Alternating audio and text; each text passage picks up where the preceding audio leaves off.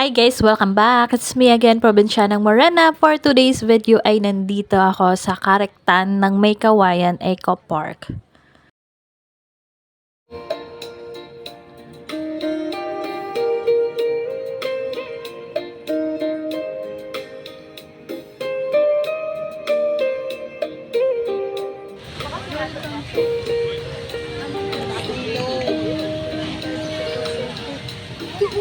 Unplanned yung pagpasyal namin dito. So, mas maganda talaga yung hindi nakaplano kasi natutuloy. So, lately, nagbukas ito noong December 10, 2024. So, bago lang siya guys.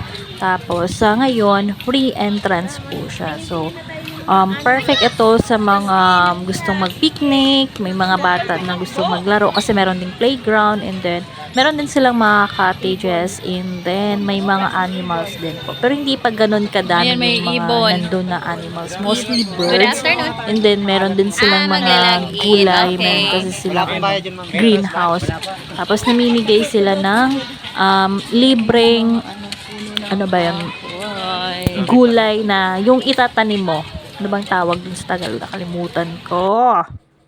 Mga seedlings pala guys. So, iba't ibang gulay yon. May okra, sitaw, pechay, sili, kamates, at saka iba pa. So, ang gagawin mo lang ay pupunta ka sa greenhouse and then magtanong ka or magsabi ka na pwedeng makahingi or ganon. Tapos, ang gagawin mo lang is parang maglalagbook ka lang or maglag-in doon. Ilalagay mo yung name, tapos barangay kung saan ka galing at saka kung ano yung kinuha mo or hiningi mong gulay na itatanom. So, ang ano naman, wala siyang limit. Basta, kung kaya mong bitbitin lahat, bitbitin mo na. So, yun yun.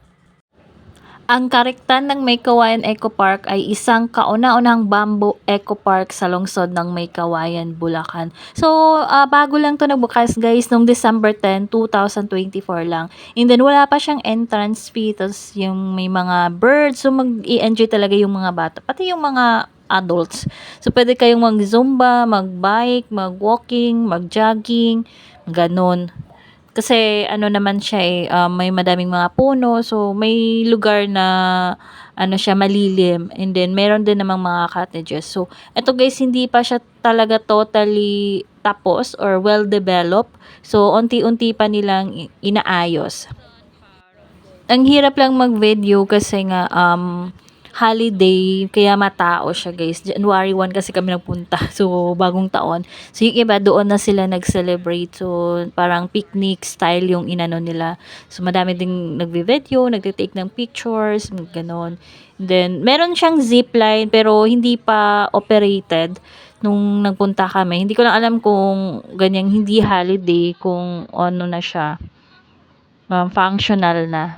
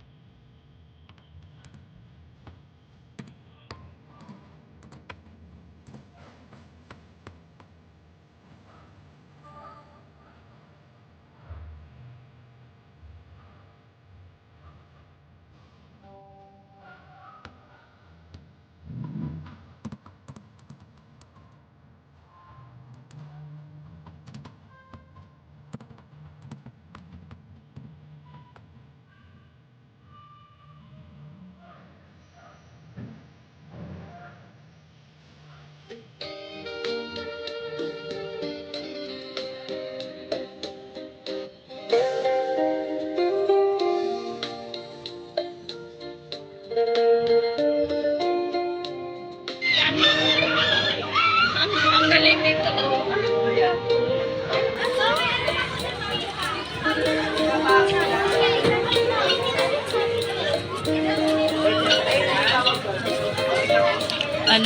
Mga chickens.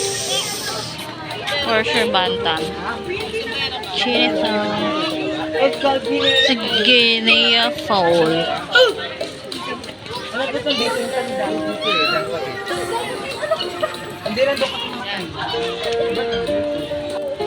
Miniature horse.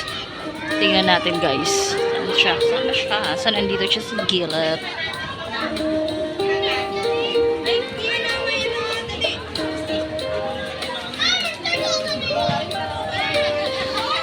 Stay there or you stand up there. On that side. Yeah. 1, 2. Come on, look at me. One more. One more.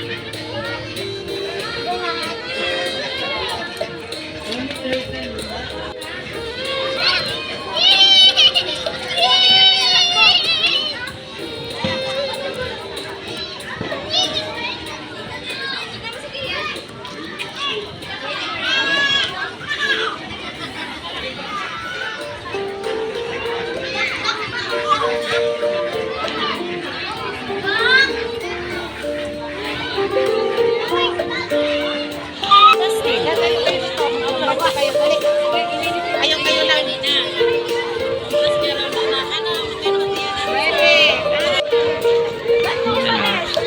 Guys,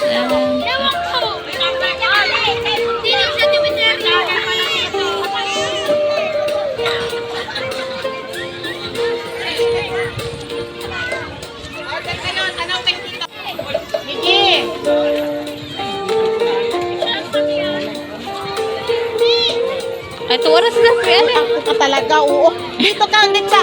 Justin! Dito ka, ha?